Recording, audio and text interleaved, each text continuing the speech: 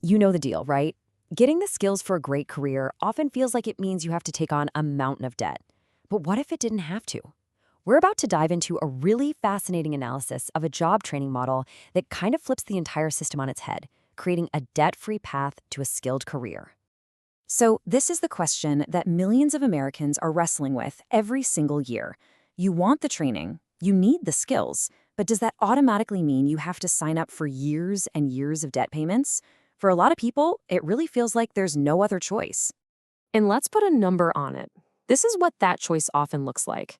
For a whole lot of for-profit beauty and trade schools that rely on federal student aid, the typical graduate walks away with about $11,000 in debt.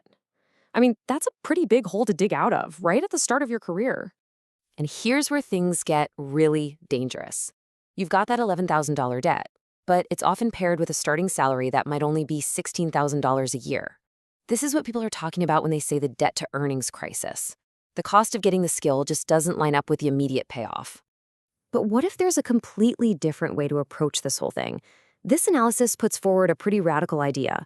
What if a school's real value isn't measured by its ability to get government money, but by its ability to succeed without it? The whole thing is built on a concept called market-validated education. And it sounds kind of fancy, but it's actually super simple and really powerful. The idea is that if a school is genuinely good, students will see that value and be willing to pay for it right out of their own pocket. It's a model that runs on customer satisfaction, not government subsidies. And this model has two really smart kind of built-in safeguards. First, you've got tuition discipline. I mean, it makes sense, right? When students are paying themselves, schools have to keep their prices low and reasonable. And second, there's a natural quality filter. Any school that can actually survive for over a decade this way has basically proven it delivers real-world value. The market itself does the vetting. Okay, so this all sounds great in theory, but does it actually work in the real world?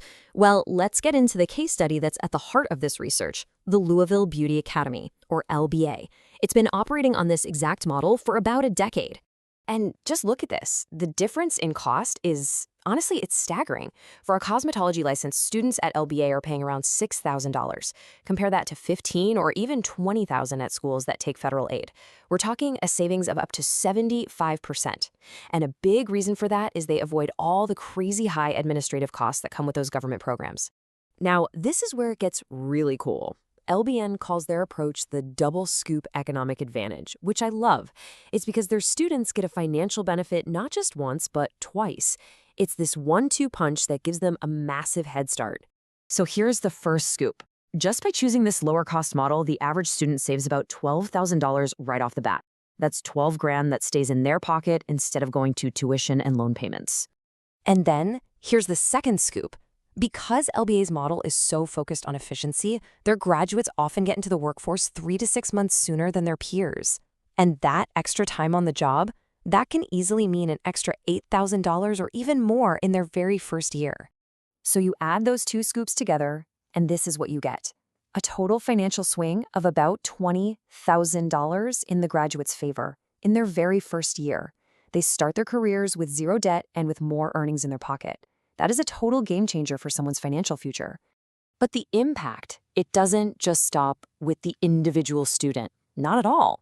Let's zoom out for a second and see how this kind of model creates these incredible ripple effects across an entire community. We're talking about the economic power of just 2,000 graduates. Get ready for this number. Researchers estimate that the network of graduates from LBA contributes up to $50 million to the Kentucky economy every single year. That is an unbelievable return on investment, not just for the students, but for the entire state. So how does that even happen? Well, think about it. These graduates, they're not just employees. They become these little economic engines. They start their own salons, right?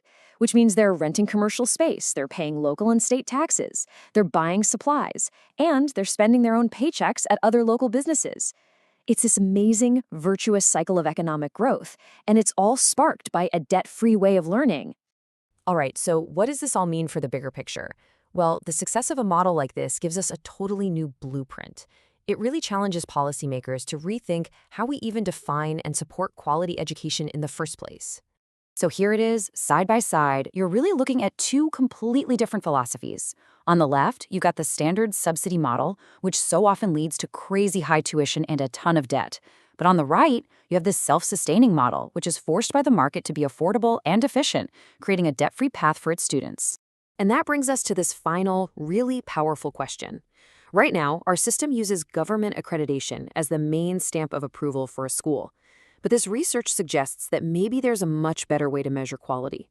Just the simple ability to survive and thrive in a competitive market by giving students real value that they're happy to pay for. It's a pretty provocative thought, and it's one that could seriously reshape the future of job training in America.